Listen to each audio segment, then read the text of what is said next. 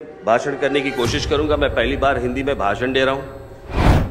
हिंदी भाषा अच्छी है, लेकिन हिंदी ये राष्ट्रभाषा है, ये गलत है।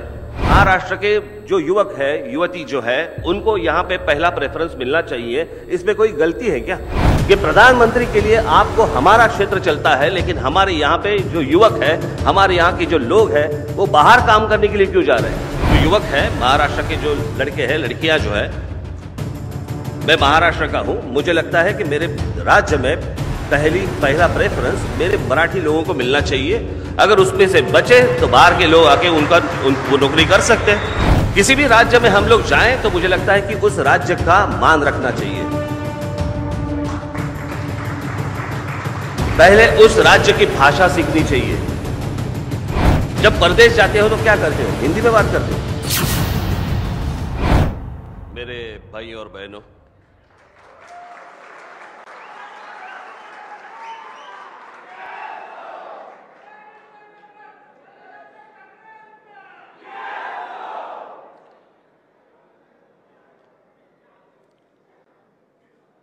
एक दिन मैं घर पे बैठा था तो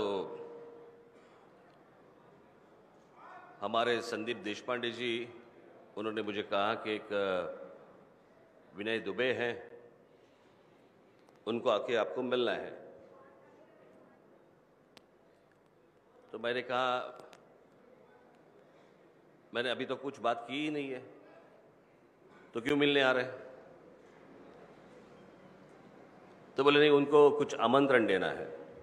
तो मैंने कहा ठीक है, लेके आइए। तो विनय दुबे जी और उनके सहकारी जो है थे, वो मेरे पास आए। उन्होंने मुझे ये कहा कि उत्तर प्रदेश, बिहार के जो लोग हैं, उनके बीच में जो गलतफहमियां हैं, आपने कहा कुछ और है, उनको बताया कुछ और है। बीच में जो कोई आंदोलन हुए, उसमें जो कोई मारपीट हुई वगैरह वगैरह, ये सारी चीज़ों के ऊपर कुछ प्रश्न हैं।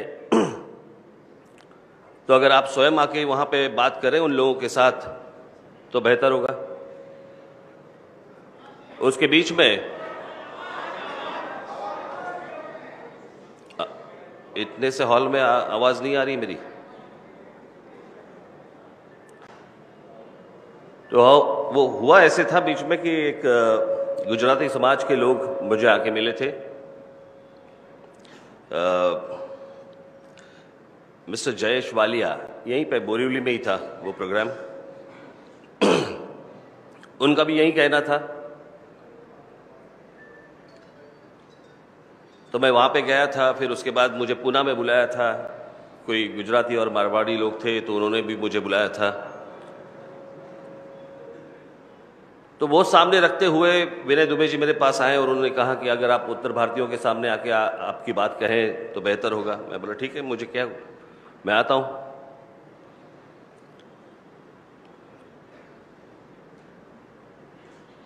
वो जो गुजराती लोग थे, गुजराती समाज के लोग थे, उन गुजराती समाज के लोगों के सामने पूना में जो गुजराती और मारवाड़ी समाज के लोग थे, उनके सामने मैंने जो भाषण दिया था वो मराठी में दिया था, क्योंकि वो मराठी समझते हैं। आज आपके बीच में आ रहा हूं मैं, सिर्फ आप ही की बात होती तो मैं मराठी में भाषण कर लेता, लेकिन विनय दुबे जी ने मुझे कहा था कि ये आपका जो भाषण है, ये भाषण हमें उत्तर प्रदेश में, बिहार में सब लोगों को दिखाना है, उनको बताना है कि आपकी भूमिका असलियत में क्या है। तो इसलिए मैं हिंदी में भाषण करने की कोशिश करूंगा। मैं पहली बार हिंदी में भाषण दे रहा हूं।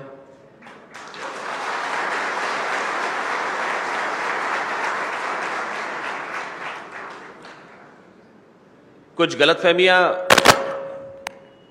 भाषा के अनुसार आपके बीच में भी होगी। जो सच है, सच तो कड़वा होता है, लेकिन मुझे लगता है कि आपको समझना चाहिए वो भी। हिंदी भाषा, यानी मैं जब स्कूल में था तो तब से मेरी हिंदी अच्छी है। मुझे पता है कि कौन से अक्षर के नीचे नुक्ता देना है,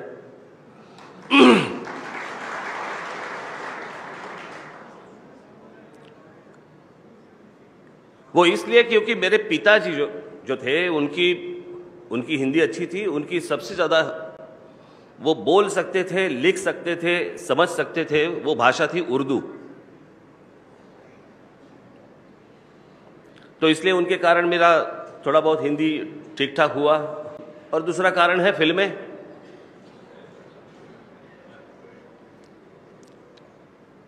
हिंदी भाषा अच्छी है,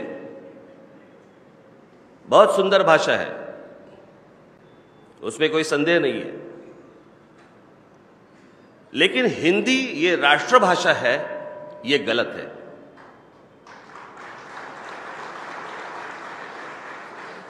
क्योंकि राष्ट्रभाषा का निर्णय कभी हुआ ही नहीं। ये जो मैं बोल रहा हूं, अभी इंटरनेट है, बहुत सारी चीजें हैं, जाके आप देख सकते हैं, समझ सकते हैं। तो जैसे हिंदी भाषा है, वैसे ही मराठी भाषा है, वैसे ही तमिल भाषा है, वैसे ही गुजराती भाषा है, इस राष्ट्र की भाषा है, ये सारी भाषाएं हैं।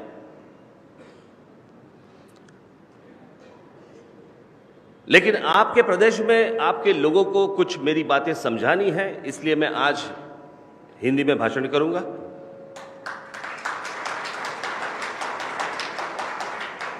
कुछ गलतियां हुई तो समझ लेना।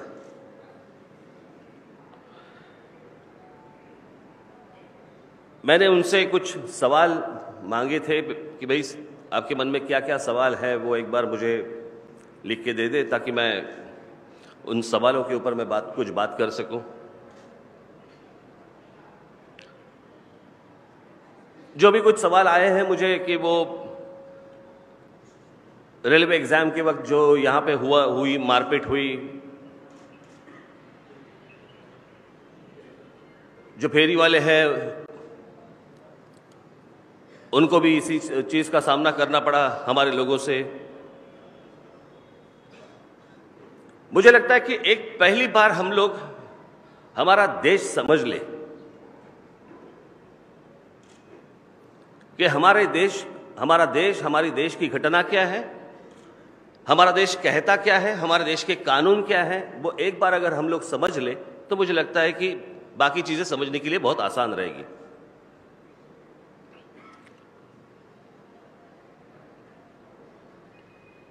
लोग कहते हैं कि राज ठाकरे और उसके पार्टी के लोग जो है, उनके महाराष्ट्र सैनिक जो है, वो संविधान का अपमान करते हैं।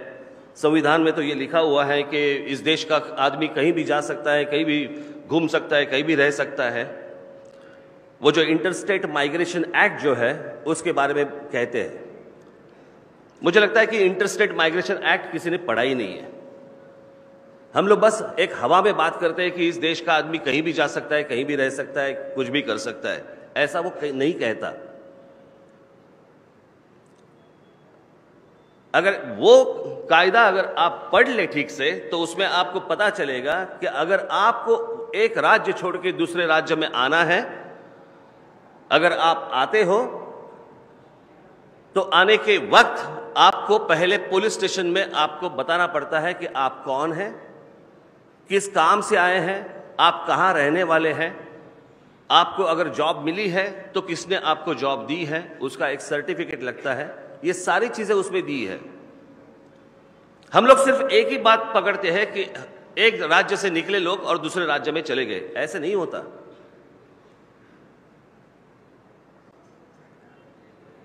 जो असली तकलीफ जो है वो यहां से शुरू होती है। मैं जो हर वक्त कहता हूं, आज देखिए, मैं आज आपके सामने मैं क्लैरिफिकेशन देने के लिए नहीं आया हूं। मैं मेरी भूमिका जो है, जो मेरी भूमिका पहले से थी, वो सिर्फ आपको हिंदी में बताने के लिए आया हूं।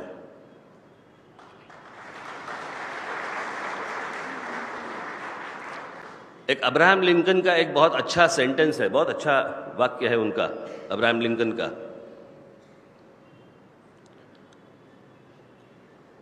कि कभी क्लैरिफिकेशन मत देना, क्योंकि जो आपके ऊपर प्यार करते हैं वो क्लैरिफिकेशन की मांग नहीं करते, और जो आपसे नफरत करते हैं वो क्लैरिफिकेशन सुनते ही नहीं आपका। तो क्लैरिफिकेशन क्यों देना है? लेकिन मुझे लगता है कि देश भर में जो भी कुछ घटनाएं हुई हैं वो मुझे लगता है कि हमें एक बार देखनी चाहिए, समझनी चाहिए कि ये क्यों हो रहा है, किस लिए हो रहा है। मैं आज महाराष्ट्र की बात कर रहा हूं। महाराष्ट्र की आज अगर जनसंख्या देखी जाए तो महाराष्ट्र की जनसंख्या है 13.5 करोड़।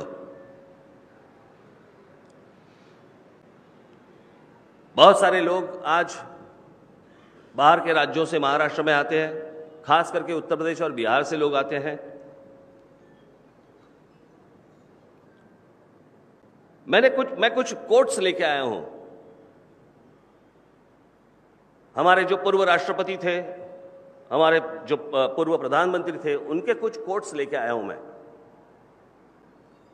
वो 2 कोट्स मैं आपके सामने में पढ़ता हूं, उससे आपको मैं क्या कहने वाला हूं या मैं क्या सोचता हूं इसका पता चल जाएगा आपको।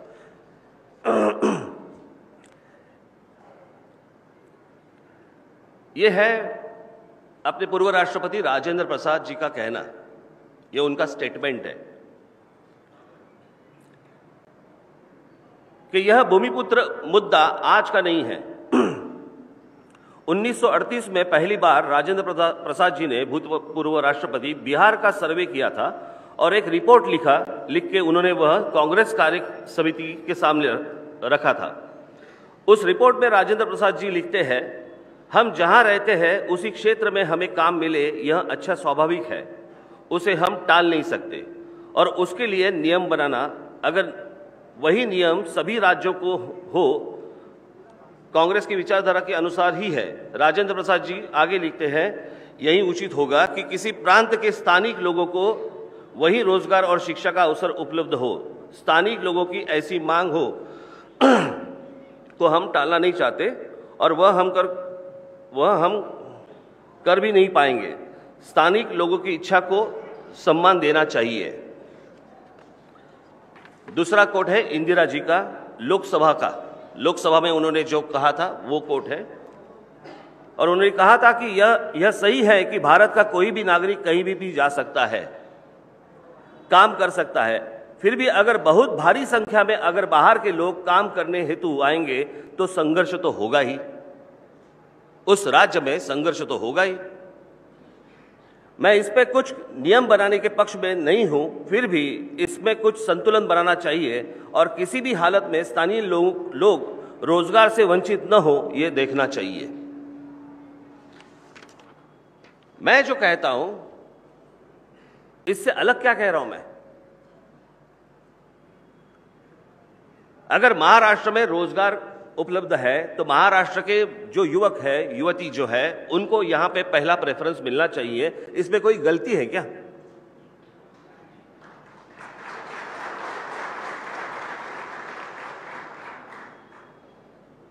कल अगर उत्तर प्रदेश में इंडस्ट्री जाती है, उद्योग आते हैं, तो पहला प्रेफरेंस उत्तर प्रदेश के लोगों को मिलना चाहिए, वहां के युवाओं को मिलना चाहिए। अगर बिहार में इंडस्ट्री जाती है तो पहला प्रेफरेंस उनको मिलना चाहिए। इसमें गलत क्या है?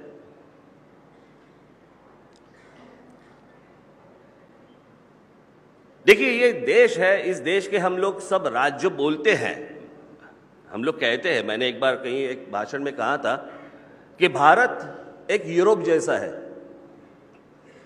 अगर हर प्रांत की भाषा देखी जाए तो अलग है, हर प्रांत का अगर पहराव देखा जाए, कपड़े अगर देखे जाए वो अलग है, संस्कृति अलग है, खाने पीने की बातें अलग है।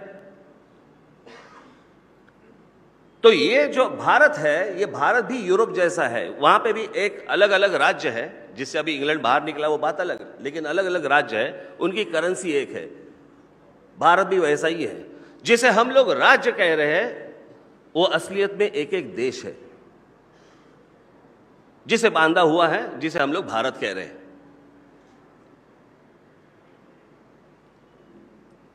पहली गलती तो वहां पे है जहां पे उत्तर प्रदेश के राजनेता जो है वो आपके यहां पे उद्योग ना ला सके।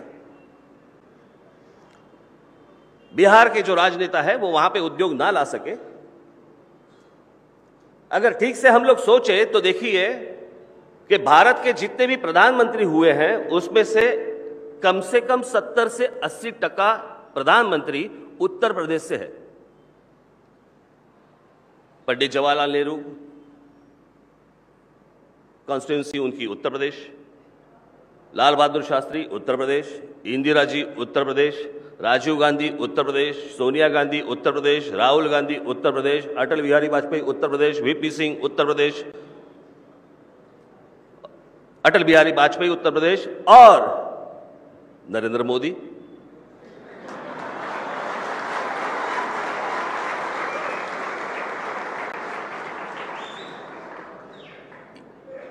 ये जो बातें हैं, ये जो सवाल है, आप ये जो मुझे पूछ रहे हैं, आप उनको क्यों नहीं पूछते कि प्रधानमंत्री के लिए आपको हमारा क्षेत्र चलता है, लेकिन हमारे यहां पे जो युवक है, हमारे यहां के जो लोग हैं, वो बाहर काम करने के लिए क्यों जा रहे हैं?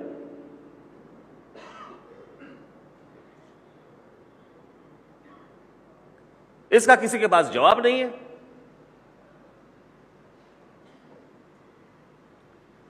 मैं अगर मेरी महाराष्ट्र के मेरे युवकों को, जो युवक है महाराष्ट्र के, जो लड़के हैं लड़कियां जो है, मैं महाराष्ट्र का हूं, मुझे लगता है कि मेरे राज्य में पहला प्रेफरेंस मेरे मराठी लोगों को मिलना चाहिए। अगर उसमें से बचे तो बाहर के लोग आके वो नौकरी कर सकते हैं। किसी भी राज्य में हम लोग जाएं तो मुझे लगता है कि उस राज्य का मान रखना चाहिए। पहले उस राज्य की भाषा सीखनी चाहिए।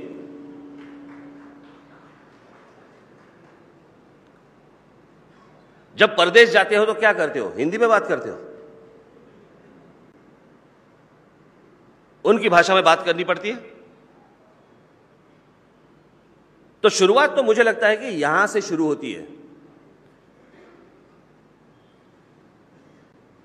अलग अलग चीजें हैं, लेकिन मुझे इस बात का ताज्जुब है कि जो महाराष्ट्र में जो हुआ,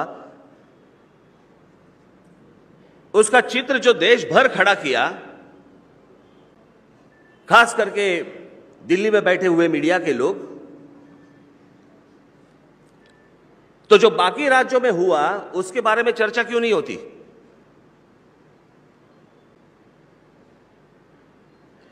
आपको शायद पता नहीं होगा, लेकिन एक गोवा के मंत्री थे,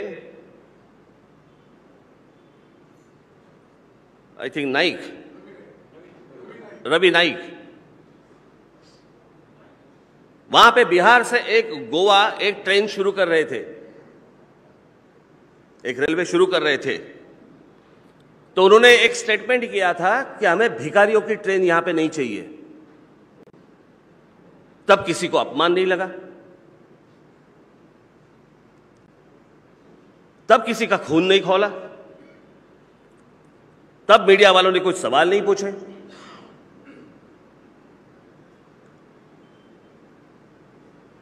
आप हिस्ट्री देखिए, अगर आसाम में देखेंगे, यहां तो कुछ नहीं हुआ।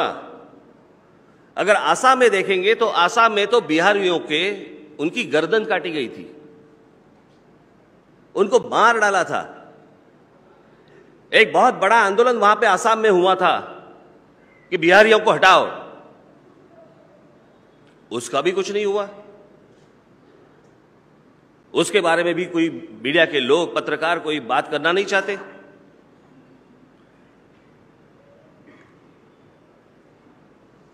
एक बार वो कौन, अर्नब गोस्वामी, वो मेरे पास आए थे और उन्होंने शुरू कर दिया, ये उत्तर प्रदेश और बिहार के लोग जो आते हैं वगैरह वगैरह वगैरह वगैरह। मैं बोला, अर्नब एक मिनट ठहर, पहली बात मेरे को ये बता, तू तो आसामी है, तो आसाम में क्या हुआ उसका जवाब पहले तू मुझे दे, बाद में मैं तेरे को देता हूं।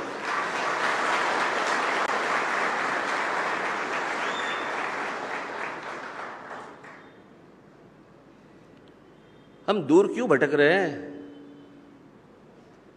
अब भी 1 महीने पहले तो गुजरात से निकाल दिए थे।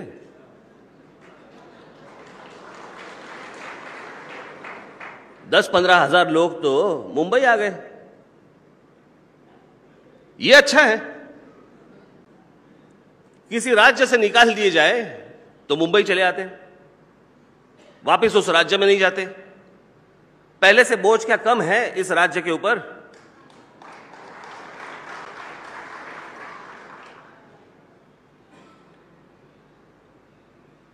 लेकिन वो सवाल कभी आप नरेंद्र मोदी को नहीं पूछेंगे। 2 दिन चली वो न्यूज, उसके बाद खत्म। मेरे बारे में कितने दिन चल रही थी? अभी भी कुछ कुछ लोगों को बीच में अटैक आ जाता है तो निकाल देते हैं, लेकिन वो गुजरात की न्यूज दबाई गई, उसका आगे कुछ नहीं हुआ। किसी वहां के मुख्यमंत्री को सवाल नहीं पूछे गए, ना नरेंद्र मोदी को, ना वो अमित शाह को, ना और किसी को सवाल नहीं पूछे गए।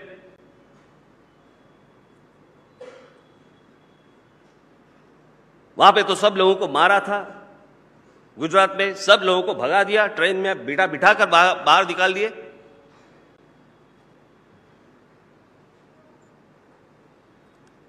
अब मैं मेरे आंदोलन पे आता हूं। जहां से ये शुरुआत हुई थी वो था रेलवे का आंदोलन। महाराष्ट्र में रेलवे के जो जॉब्स थे, जो महाराष्ट्र के लोगों को मिलने चाहिए थे, उसका इश्तिहार किसी भी महाराष्ट्र के मराठी न्यूज़पेपर में कभी छपवाया नहीं, महाराष्ट्र के किसी हिंदी न्यूज़पेपर में छपवाया नहीं, किसी इंग्लिश न्यूज़पेपर में आया नहीं। महाराष्ट्र में इस तरह के जॉब्स हैं, इस तरह की नौकरियां हैं, इसके इश्तिहार कहां पे आ गए? उत्तर प्रदेश में और बिहार में। क्यों महाराष्ट्र में क्यों नहीं?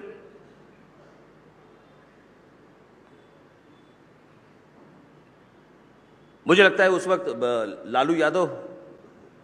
लालू यादव थे रेलवे मिनिस्टर, और वहां से आ गए सब, यहां पे मुंबई में आ गए। सब रेलवे स्टेशन भरे हुए हैं, रोड्स भरे हुए हैं, उसके सारे फोटोग्राफ सब न्यूज़पेपर में आ गए। मैं सोच रहा था यार ये आए क्यों हैं? फिर हम लोगों ने पूछताछ की तो उन्हें पता चला कि वो रेलवे बोर्ड के एग्जाम के लिए आए हैं, रेलवे की नौकरियों के एग्जाम के लिए आए। मैं बोला ये क्यों आए, फिर यहां पे क्यों नहीं पता चला? इसके पहले भी हम लोगों ने, जो केंद्रीय मंत्री थे उनको हम लोगों ने लेटर्स भेजे थे, कम से कम 4 या 5, कि जिन जिन राज्यों में नौकरियां होंगी सेंटर की, वो उन राज्यों के लोगों को मिलनी चाहिए।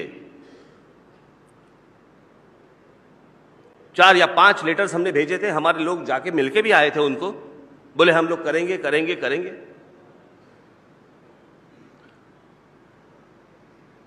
और फिर उस वक्त जो माहौल जो भड़क गया,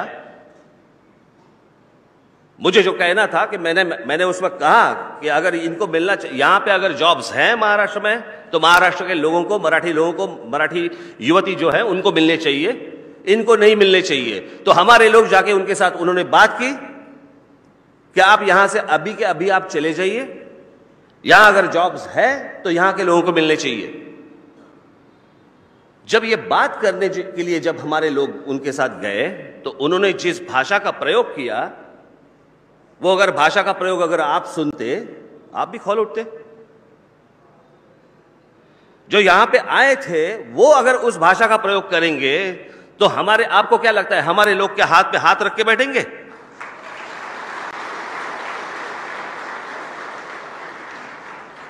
कल अगर यही बात उल्टी हो गई, पकड़ लो, कि मराठी लोगों ने जाके अगर उत्तर प्रदेश में या बिहार में इस तरह की बात की, आप क्या करेंगे? आरती उतारेंगे?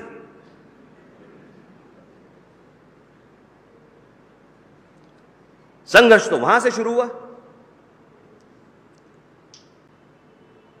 और उसके बाद जब ममता बनर्जी जब रेलवे मंत्री बनी, उनके पास भी हमारा लेटर गया, और पहली दफा ममता बनर्जी जो रेलवे मंत्री थी, उन्होंने ये आदेश निकाला कि जिस राज्य में नौकरियां हैं उस राज्य के लोगों को वहां पे नौकरी मिलनी चाहिए, और अगर वहां पे जो एग्जाम्स होते हैं वो भी उस राज्य के राजभाषा की तरह होनी चाहिए, उसी लैंग्वेज में होनी चाहिए।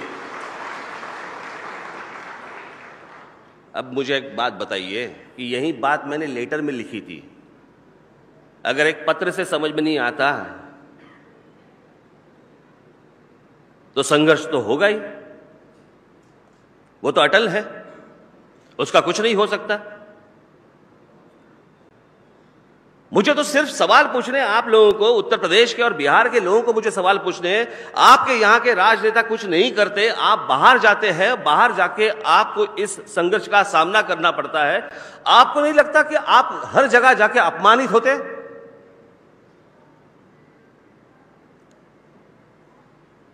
आपका स्वाभिमान कहां है? आप आपके राजनेताओं को कभी पूछेंगे नहीं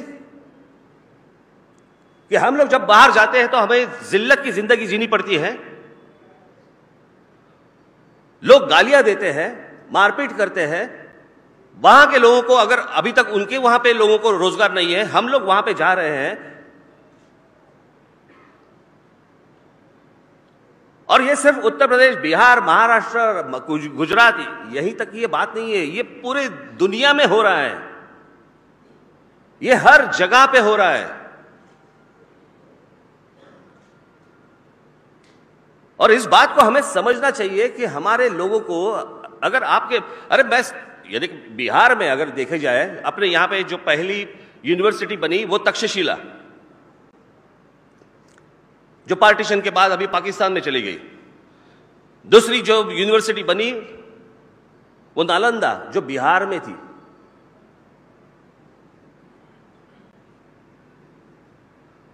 तीसरी यूनिवर्सिटी बनी वो थी 1200 में, 1290 या कहीं उस वक्त, ऑक्सफोर्ड।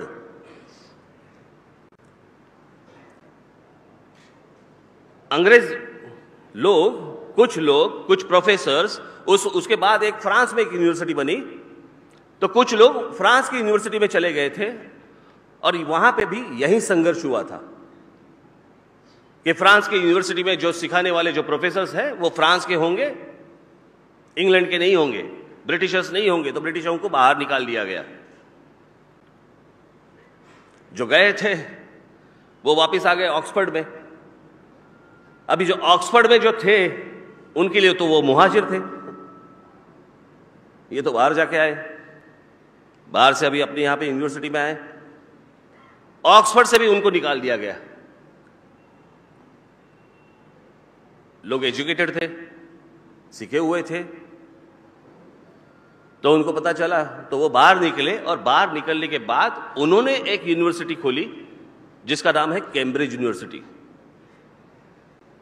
मैं ये आपको क्यों कह रहा हूं, क्योंकि ये आज से नहीं, ये सालों सालों से चल रहा है, ये हर जगह चल रहा है कि अगर मेरे बच्चे, अगर मेरे यहां पे लोग अगर भूखे रहेंगे, उनके हाथ को काम नहीं मिलेगा, उनको नौकरियां नहीं मिलेंगी, और वो देख रहे हैं कि बाहर के आके लोग यहां पे अगर बस रहे हैं और काम कर रहे हैं। इन्होंने मुझे किसी ने इसमें सवाल किए हैं कि जो उत्तर प्रदेश से लोग आते हैं, बिहार से लोग आते हैं, वो सब्जियां बेचते हैं, तरकारी बेचते हैं, वॉचमैन बनते हैं, कम सैलरी में वो काम करते हैं, मराठी लोग काम करते हैं क्या? आइए मेरे साथ, मैं दिखाता हूं आपको।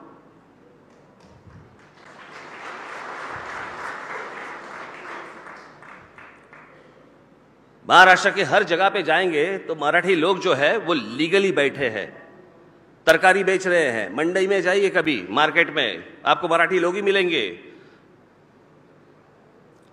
बहुत जगहों पे हमारी मराठी औरतें बैठी रहती है। ये जो फेरी वाला का जब आंदोलन जब हुआ, उसके बाद बहुत सारे ऐसे मराठी लोग भी मेरे पास आए, लेकिन जहां पे लीगल नहीं था वो मेरे पास आए कि हमें बैठने दीजिए। मैं बोला जहां पे लीगल नहीं है वहां पे कोई नहीं बैठ सकता। तो जो मैंने मुझे समझाना था वो आपको भी वही समझाना था, उनको भी मैंने वही समझाया।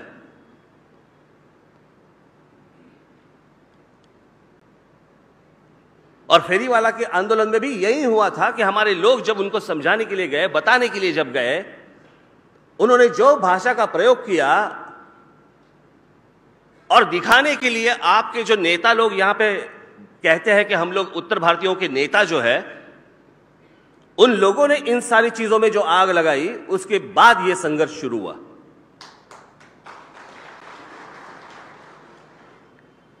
मुझे लगता है एक बार अगर आप अपने भी गिरेबान में झांक कर देखेंगे कि क्या हो रहा है, तो मुझे लगता है कि यह संघर्ष का कोई मतलब ही नहीं है।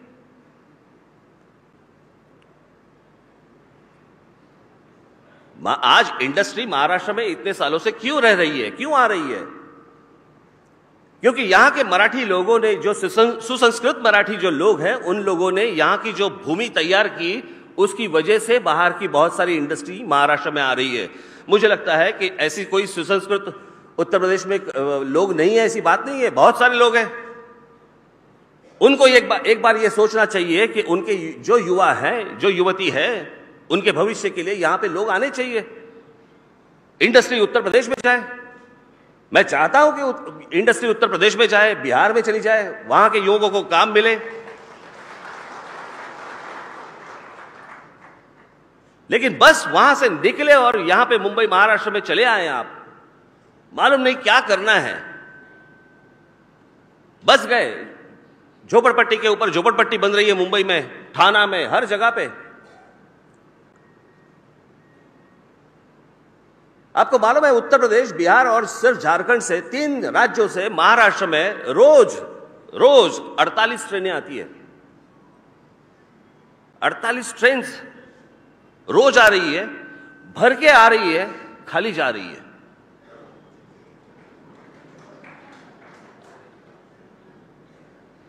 एक शहर होता है, एक राज्य होती है, उसकी एक कैपेसिटी होती है, उसकी एक क्षमता होती है। उस क्षमता के बाहर अगर लोग सिर्फ आते रहेंगे तो जो रह रहे हैं पहले से, वो कहां जाएंगे? जैसे मराठी लोगों का तो है ही महाराष्ट्र, लेकिन इस महाराष्ट्र में रहने वाले ऐसे बहुत सारे 3 जनरेशन 4 जनरेशन ऐसे उत्तर प्रदेश के भी लोग हैं, बिहार के भी लोग हैं, गुजराती भी है, मारवाड़ी भी है, 4-4 5-5 जनरेशन यहां पे रह रहे हैं। वो समझ सकते हैं मैं क्या बोल रहा हूं। आज इन शहरों की जो हालत बनी हुई है, लोगों को स्कूल में एडमिशंस नहीं मिल रहे, कॉलेज में एडमिशंस नहीं मिल रहे, लोगों को फुटपाथ पर चलने के लिए उनको फुटपाथ नहीं मिल रहे हैं।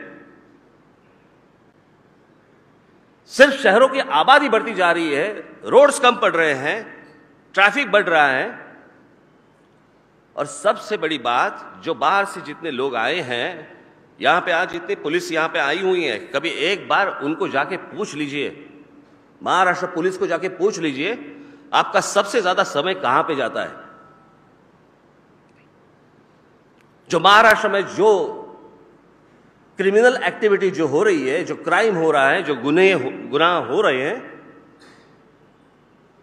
वो सबसे ज्यादा अगर वो इन्वेस्टिगेशन उनका चल रहा है तो वो उत्तर प्रदेश, बिहार, झारखंड और बांग्लादेश की बॉर्डर पे चल रहा है। यहां पे क्राइम करते हैं और वहां पे चले जाते हैं।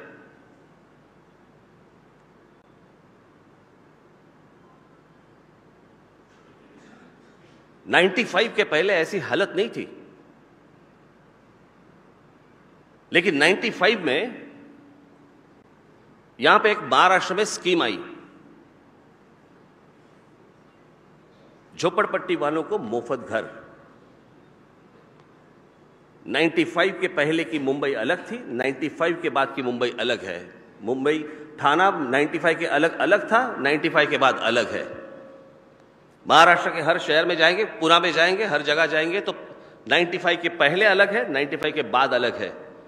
इतने वहां से लोग आए, अच्छा मुंबई में फोकट घर मिल रहा है। उसमें बहुत सारे जो लोग आए, वो आए हुए लोग कौन हैं? जो यहां पे सीख रहे हैं, जो यहां पे नौकरी कर रहे हैं, अच्छी तरह से नौकरी कर रहे हैं, वहां पे संघर्ष की कोई बात नहीं है। लेकिन जो सिर्फ क्रिमिनल्स यहां पे आ रहे हैं, अगर उस राज्यों से आ रहे हैं, राज ठाकरे बर्दाश्त नहीं करेगा।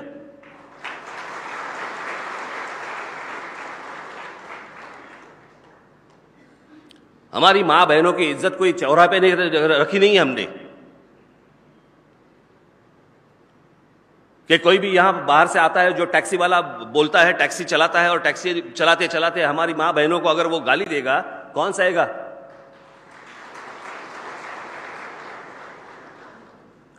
आज महाराष्ट्र में जो मुसलमान रहते हैं, जो महाराष्ट्र के मराठी मुसलमान हैं, जो आप देखिए बहुत सारे इलाकों में रहते हैं, दंगे वहां पे कभी नहीं होते। जो बाहर से आए हुए जो मुसलमान हैं, बाहर के राज्यों से आए हुए मुसलमान हैं, दंगे वहां पे होते हैं। मुझे याद है एक बार आजाद मैदान पे एक मोर्चा निकाला गया था, कौन होते थे? रजा कदमी, वो उनका एक मोर्चा निकाला हुआ था। मैंने जब बाद में पूछताछ की मैंने पुलिस से, तो सब उसमें से कम 98% जो मुस्लिम्स थे आए हुए, जिन्होंने मीडिया की वैन जलाए थे, पत्रकारों के यहां पे मारा था, यहां के पुलिस को मारा था। पुलिस, जो महिलाएं हमारी जो बहनें हैं, उनके इज्जत पे हाथ डाला था। जो भी लोग थे वो बाहर के लोग थे। आपको क्या लगता है वो हम लोग से हैं?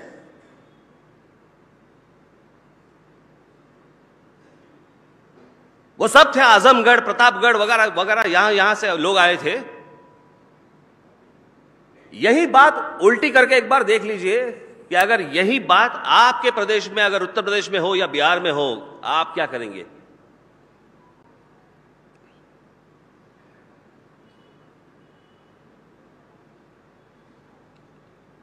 मुझे लगता है कि आपको भी इस बात पे सोचना चाहिए। संघर्ष होता कब है? ऐसी बात नहीं है ना कि मुझे कोई बाकी कोई सोच नहीं है, बस संघर्ष करो। जो मैं कहता हूं, जो मैंने बातें मराठी में की थी, वही आपके सामने आज मैं हिंदी में रख रहा हूं। आज मेरे यहां पे दोस्त आए हुए हैं, यहां पे कहीं बैठे होंगे। मिस्टर, ये देखिए, खड़े हो जाइए, उभर। ये इनका नाम है मिस्टर सुरेश गुप्ता। ये कम से कम 40 साल से मेरे दोस्त है, 30 साल से तो है ही है।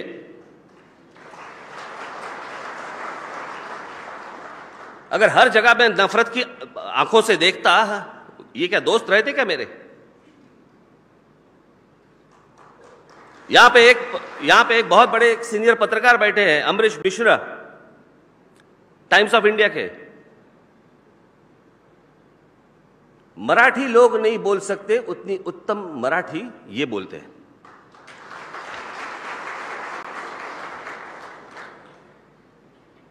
मेरे पार्टी के उपाध्यक्ष वागीश सारस्वत किधर है?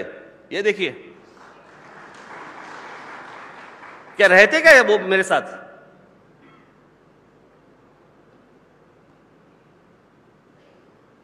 मेरी जो सोच है वो बहुत सीधी है। बीच में कुछ लोग आए थे मेरे पास, एक युगांडा में रहने वाले मराठी लोग जो थे, उनको मेरी तरफ से कुछ संदेश चाहिए था, तो मैंने उनको संदेश लिख के भेजा था। शायद लिख के नहीं, मैंने बोल के ही भेजा था। और मैंने उनको कहा था, जिस देश में रह रहे हो उसकी भाषा सीखो, उसकी संस्कृति सीखो, उसके हिसाब से रहो।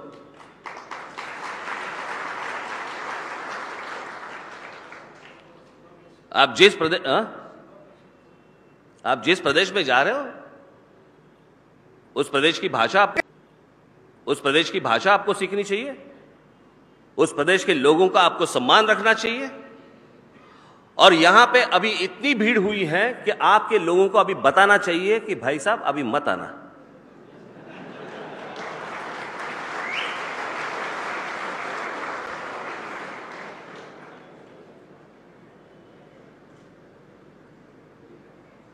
एक समय था जब मुंबई में, महाराष्ट्र के बहुत सारे शहरों में, खास करके मुंबई में, दक्षिण के लोग आते थे। 60 के दशक में उस वक्त दक्षिणात्यों के खिलाफ वहां पे उस वक्त संघर्ष हुआ था मुंबई में। आहिस्ते आहिस्ते दक्षिण भारत में, तमिलनाडु में, आंध्र प्रदेश में, केरला में, कर्नाटक नहीं लेकिन केरला में, हर जगह पे वहां पे उद्योग आने लगे, इंडस्ट्री आने लगी, वहां के लोगों को काम मिलने लगे। वहां के जो राजनेता थे उन्होंने वहां पे इंडस्ट्री लाई, वहां पे उन्होंने काम शुरू कर दिया। अभी दक्षिण भारत से लोग नहीं आते।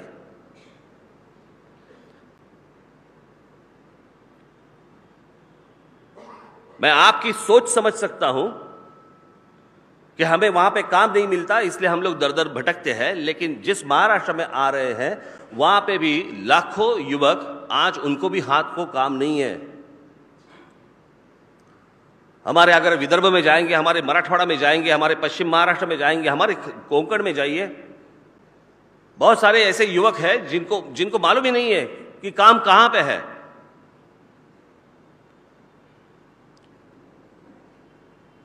महाराष्ट्र के भी लोग बताते नहीं कि भाई यहां पे इंडस्ट्री आई है, तो यहां इंडस्ट्री में कौन से लोग चाहिए, उनको कौन से लोग भरने चाहिए। और जब बहुत सारी इंडस्ट्री में पता चले कि बाहर से लोग भर रहे हैं, आप मुझे बताइए, संघर्ष नहीं होगा तो क्या होगा? यह इतनी सीधी बात है।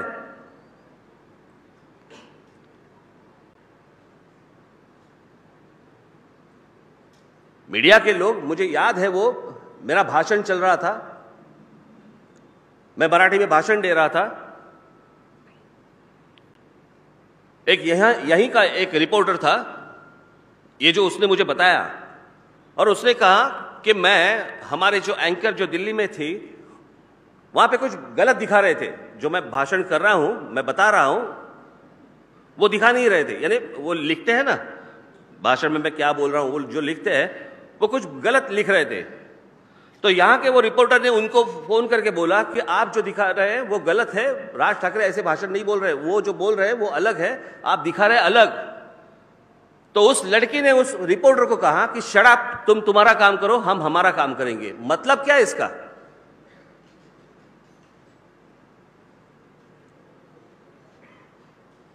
यानी आपके टीआरपी के लिए अगर आप राज्यों के बीच में अगर आप आग लगाते रहेंगे,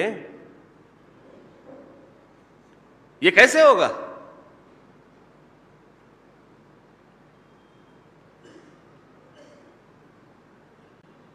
ये बात मुझे लगता है कि आपको समझ लेनी चाहिए।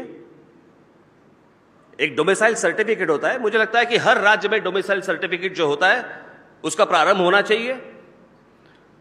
कुछ कायदे जो बने हैं उस वक्त के हालात अलग थे, आज के हालात अलग हैं। बहुत सारे ऐसे कायदे जो है वो बनने चाहिए।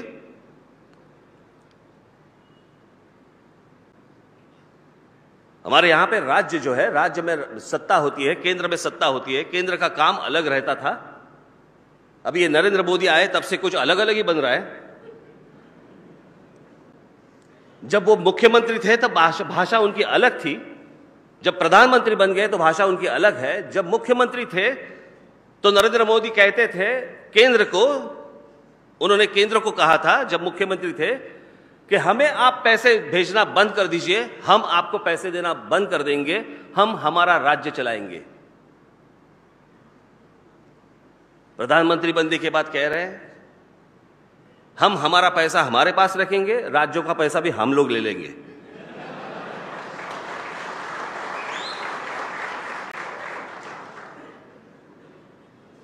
आपको मैं जरूर बताना चाहता हूं कि ये क्या हालत है आपके प्रदेश, उत्तर प्रदेश, बिहार, इन्हें क्या मिलता है?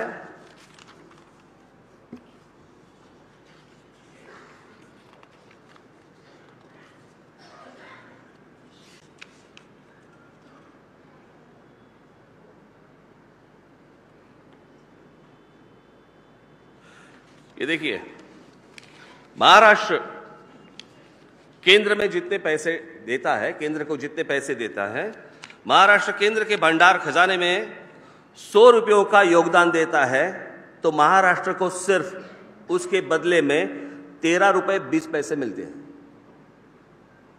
यानी 100 रुपये अगर महाराष्ट्र डाले तो 13 रुपये 20 पैसे मिलते हैं वापस।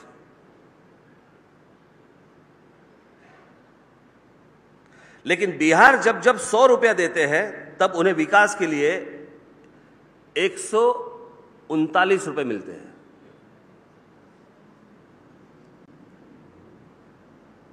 ये कौन सा तरीका है, मुझे समझा नहीं। जो स्टेट काम कर रहा है, जो पैसे खड़े कर रहा है, जो पैसे केंद्र को दे रहा है, उनको 13 रुपये, 100 में से 13 रुपया। और जहां पे इंडस्ट्री नहीं है, जहां से लोग उठ के बाहर जा रहे हैं, दूसरे राज्यों में जा रहे हैं, काम के लिए जा रहे हैं, तो वहां के राजनेता कुछ काम नहीं कर रहे, तो उनकी यहां पे 100 रुपए में उनको 139 पैसे रुपए मिल रहे। यानी पैसे के पैसे खा रहे हैं, काम कुछ नहीं कर रहे हैं, उद्योग नहीं ला रहे हैं, लोगों को रोक नहीं रहे हैं, बाहर जा रहे हैं, अपमानित हो रहे हैं। ये कौन सा तरीका है भाई?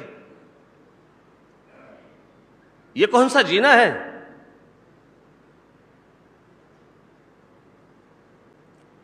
और मैं आज आपको कह देता हूं, देखिए मुझे संघर्ष करने की जरूरत नहीं, लेकिन यही अगर तरीका और बढ़ते जाएगा तो हर राज्य में संघर्ष होगा ही। अगर इन्हें सुधारना है तो आपको आपके लोगों के बीच में सुधार लाना चाहिए, उनको ये सारी बातें कहनी चाहिए। और आपके कहने के भी बाहर अगर वो लोग होंगे तो हम तो है ही। ये किसी दादागिरी की बात नहीं है,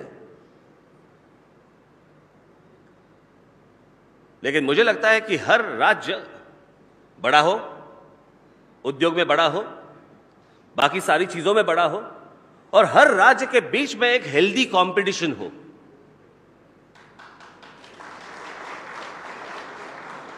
कि अगर ये राज्य ऐसे कर रहा है तो मैं ये ऐसे करूंगा, वो राज्य ऐसे कर रहा है तो मैं ऐसे करूंगा, इससे मुझे लगता है देश ही बड़ा होगा।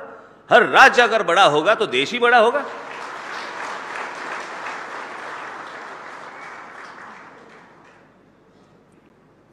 यही बात मैं आज तक कहते आया हूं, अब समझी?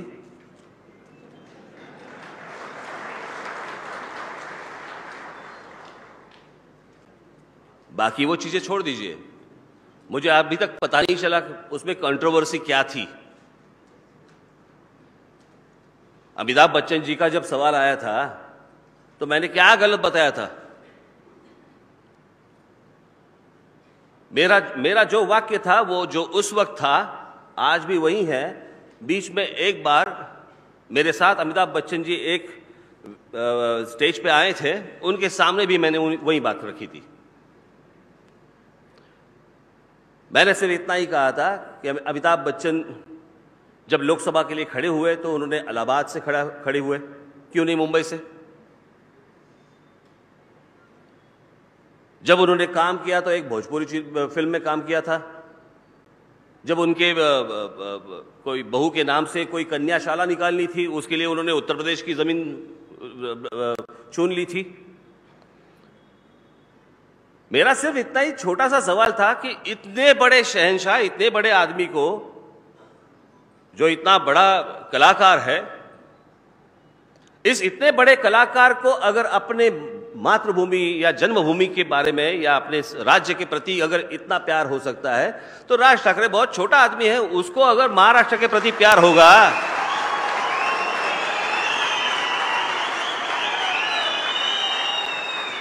तो उसमें गलत क्या है?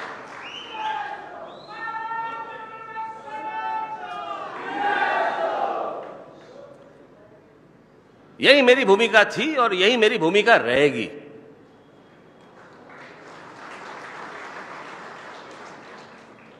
बात किसी से नफरत करने की नहीं है, लेकिन किसी से नफरत करने की नौबत भी ना आ जाए, ये मैं चाहता हूं।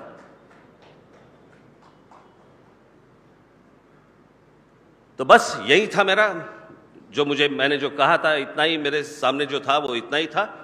आज आप आए हैं, मुझे लगता है कि आपने मुझे शायद समझ लिया होगा कि मुझे क्या कहना है और मुझे क्या करना है। मैं महाराष्ट्र का उत्कर्ष चाहता हूं, महाराष्ट्र में मराठी लोगों का उत्कर्ष चाहता हूं। मेरे महाराष्ट्र के साथ जो बरसों से, सालों से जो मेरे साथ महाराष्ट्र के जो हैं, जो इतर भाषिक भी होंगे लेकिन जो महाराष्ट्र को मानते हैं, मेरी मराठी भाषा को मानते हैं, यहाँ के लोगों का सम्मान रखते हैं, उनकी भी तरक्की मेरे हाथ में मैं करूंगा। सो महाराष्ट्र का उत्कर्ष करना ये मेरा काम है। आप जाके सिर्फ वहां पे उनकी उस राजनेताओं को बताइए, उस प्रदेश का उत्कर्ष उनके हाथों हो, बस इतना ही। धन्यवाद। जय हिंद, जय महाराष्ट्र।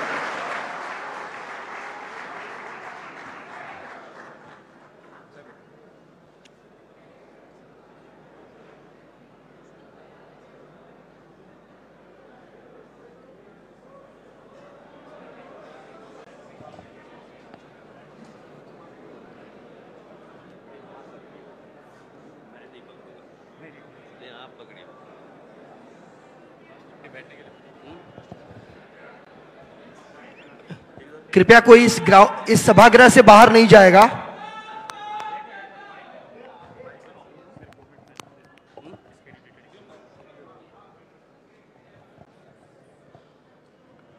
आज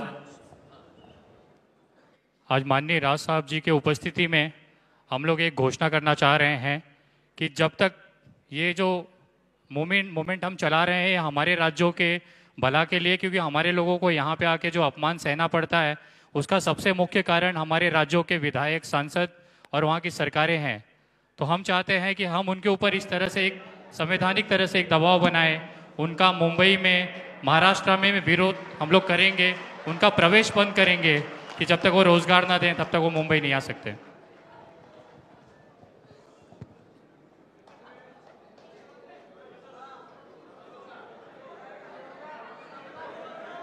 ये इन्होंने कहा है वो बाकी लोगों के लिए है। हमारे एक मित्र है,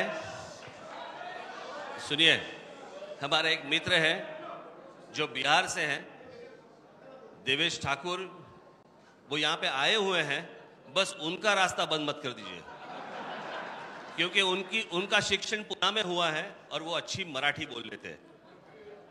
हम मंत्री रह चुके हैं वो। धन्यवाद।